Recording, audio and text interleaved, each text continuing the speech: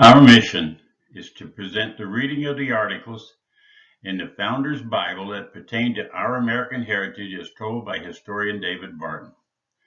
Reading the Founders Bible presents America's forgotten history that's been lost. This will help anyone who wants to understand the moral, religious, and constitutional heritage better. These readings about where the journey of our nation began, and in turn, this will increase a hunger for God's Word, a desire to return to being a nation under God. Today I'll be reading God's Deliverance, the Birth of a Nation. This is a reading from the Founders Bible. Beginning with Exodus 1:14 records the liberation of God's chosen people, the Israelites, from the oppression of the Egyptians, with God leading them out of subjugation into freedom. It's a record of one miracle after another, a pillar of cloud by day, a pillar of fire by night to guide and protect them, the miraculous opening of the Red Sea, allowing the Israelites to cross on dry ground, the supernatural return of the sea to its original state, completely destroying the Egyptians and permanently securing the Israelites as an independent nation, divine protection and sustenance, such as manna from heaven, water from a rock, while crossing the wilderness and before entering the promised land, etc. This entire biblical narrative was a source of inspiration to the founding fathers who saw themselves in similar circumstances of oppression and tyranny from which they pleaded for divine intervention and deliverance. Not surprisingly, they regularly invoked this story throughout their own struggle. For example, following Patrick Henry's famous "Give me liberty or give me death" speech in Virginia, British troops began seizing public supplies, gunpowder stored in Williamsburg.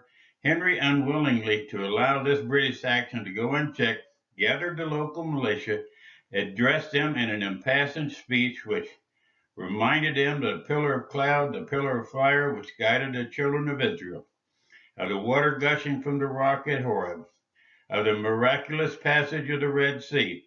And then, with his eye uplifted, his arms aloft, his whole soul burning with inspiration, declared that the same God still ruled in the heavens, that he was watching from his throne the oppression of his people in America, and he was still strong to deliver and mighty to save.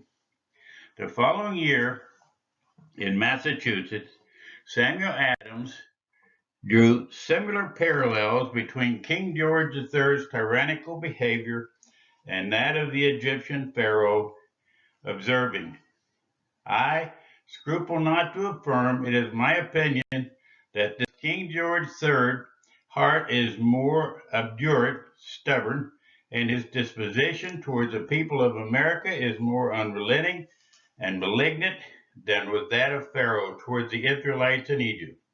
But let us not be impatient. It requires time to convince the doubting and inspire the timid."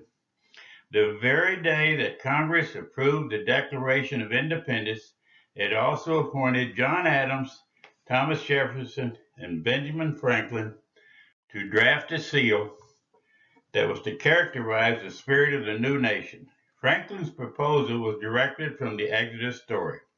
Moses lifting up the wand, dividing the Red Sea, and Pharaoh and his chariot overwhelmed with the waters. This motto, rebellion to tyrants, is obedience to God. Jefferson likewise proposed the children of Israel in the wilderness, led by a cloud by day, a pillar of fire by night.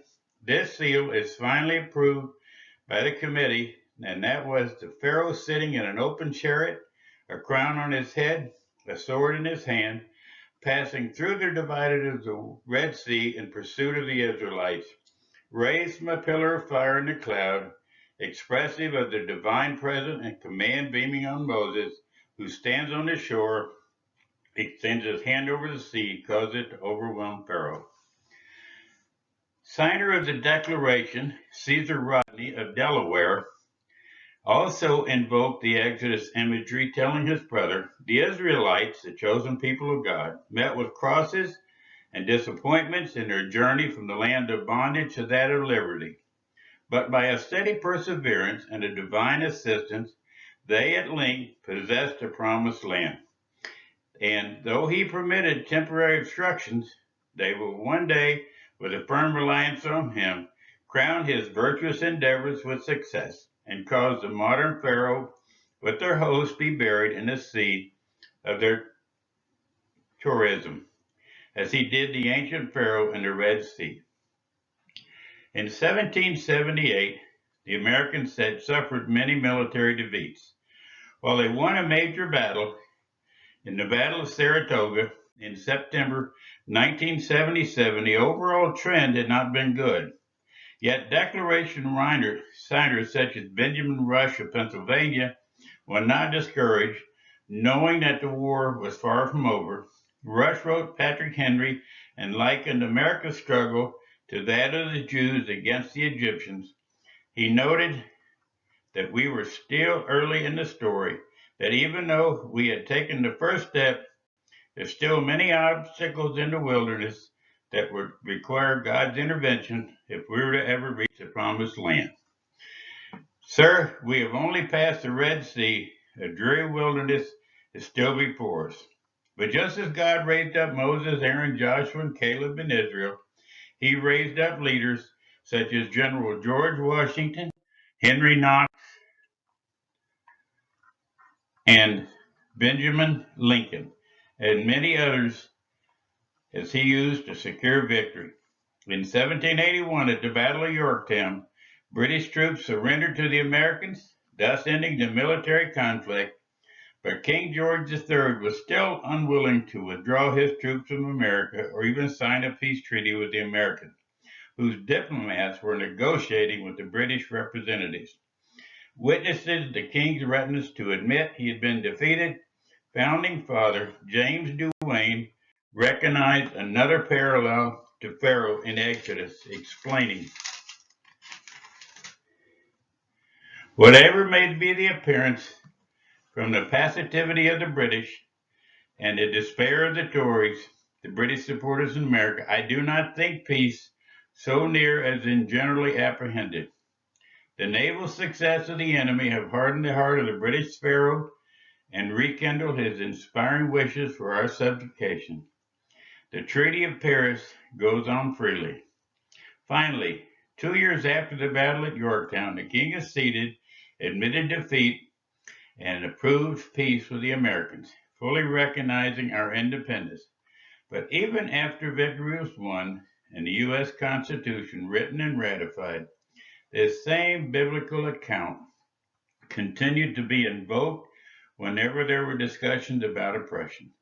For example, in 1790, founding father Elias Boudinot of New Jersey, who was strongly anti-slavery, warned those in Congress who wished to preserve slavery that, it's true, the Egyptians held the Israelites in bondage for 400 years, but gentlemen, cannot forget the consequences that followed. They were delivered by a strong hand, a stretched out arm, and ought to be remembered the almighty power accomplished their deliverance in the same yesterday, today, and forever. The biblical account of God miraculously delivering his people and supernaturally guiding them to a place of liberty and plenty was a frequently invoked source of inspiration in early America. Today, that passage continues as a lighthouse of hope for those facing difficulties of any type, for its message is unchanged. God can still deliver his children and convey them to their own place of freedom, safety, and abundance, regardless of the circumstances in which they find themselves. All we need to do is come back and be a nation under God and give God the glory.